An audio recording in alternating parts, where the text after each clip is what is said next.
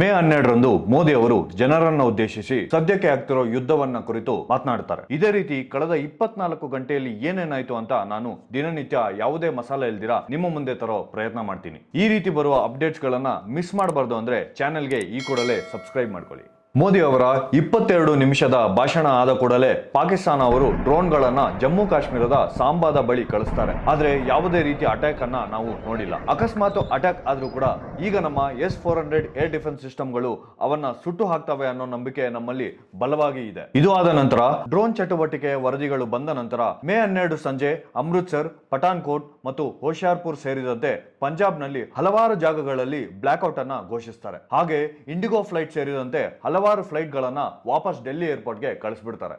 ಕಾಶ್ಮೀರದ ಶೋಫಿಯಾನ್ ಜಿಲ್ಲೆಯ ಕೆಲರ್ ಎಂಬ ಅರಣ್ಯ ಪ್ರದೇಶದಲ್ಲಿ ಮೇ 13, 2025ರಂದು ಭಾರತೀಯ ಸೇನೆ 3 ಲಷ್ಕರ್ ಎ ತೊಯ್ಬಾ ಭಯೋತ್ಪಾದಕರನ್ನು ಹೊಡೆದಾಕ್ತು. ಕೆಲರ್ ಪ್ರದೇಶದಲ್ಲಿ ಭಯೋತ್ಪಾದಕರ ಮೂವ್ಮೆಂಟ್ ನ ಬಗ್ಗೆ ರಾಷ್ಟ್ರೀಯ ರೈಫಲ್ಸ್ ಘಟಕದಿಂದ ಮಾಹಿತಿ ಬಂದ ನಂತರ ಆಪರೇಷನ್ ಕೆಲರ್ ಎಂದು ಕರೆಯಲ್ಪಡುವ ಈ ಕಾರ್ಯಾಚರಣೆಯನ್ನು ಪ್ರಾರಂಭಿಸಲಾಯಿತು. ಈ ಮಧ್ಯ ಟೆರರಿಸ್ಟ್ ಗಳು ಫೈರಿಂಗ್ ಅನ್ನ ಮಾಡೋಕೆ ಶುರು ಮಾಡಿದ ಕಾರಣ 3 ಅತಿ ಮುಖ್ಯವಾದ ಟೆರರಿಸ್ಟ್ ಗಳನ್ನ ನಮ್ಮ ಸೇನೆ ಹೊಡೆದಾಕ್ತು. ಇದಾದ ನಂತರ ಪ್ರಧಾನಿ ಮೋದಿ ಅವರು ಪಂಜಾಬ್ನ ಆದಂಪುರ ಏರ್ ಗೆ ಸರ್ಪ್ರೈಸ್ ವಿಸಿಟ್ ಅನ್ನು ಕೊಡ್ತಾರೆ. ಅಲ್ಲಿಂದ ಆರ್ಮ್ ಫೋರ್ಸಸ್ ನ ಉದ್ದೇಶಿಸಿ ಈ ರೀತಿ ಹೇಳ್ತಾರೆ: ನಾವು ಉಗ್ರರ ಮನೆ ಮನೆಗೂ ನುಗ್ಗಿ ದಾಳಿ ಮಾಡಿ ಅವರಿಗೆ ತಪ್ಪಿಸಿಕೊಳ್ಳಲು ಅವಕಾಶವನ್ನು ಸಹ ನೀಡಬಾರದು. ಭಯೋತ್ಪಾದಕರು ಕೂತ್ಕೊಂಡು ಶಾಂತಿಯಿಂದ ಉಸಿರಾಡೋಕೆ ಕೂಡ ಪಾಕಿಸ್ತಾನದಲ್ಲಿ ಯಾವುದೇ ಸ್ಥಳವಿರಬಾರದು. ನೀವೆಲ್ಲರೂ ಲಕ್ಷಾಂತರ ಭಾರತೀಯರನ್ನು ಹೆಮ್ಮೆ ಪಡುವಂತೆ ಮಾಡಿದ್ದೀರಿ. ಪ್ರತಿಯೊಬ್ಬ ಭಾರತೀಯನ ತಾಯಿಯನ್ನು ಹೆಮ್ಮೆ ಪಡುವಂತೆ ಮಾಡಿದ್ದೀರಾ. ನೀವು ಇತಿಹಾಸವನ್ನು ಸೃಷ್ಟಿಸಿದ್ದೀರಾ. ಅದಕ್ಕೆ ಇವತ್ತು ನಿಮ್ಮನ್ನ ಭೇಟಿಯಾಗೋಣ ಅಂತ ಬಂದಿದ್ದೀನಿ. ನಮ್ಮ ಡ್ರೋನ್ ಮತ್ತೆ ಮಿಸೈಲ್ ಗಳ ಬಗ್ಗೆ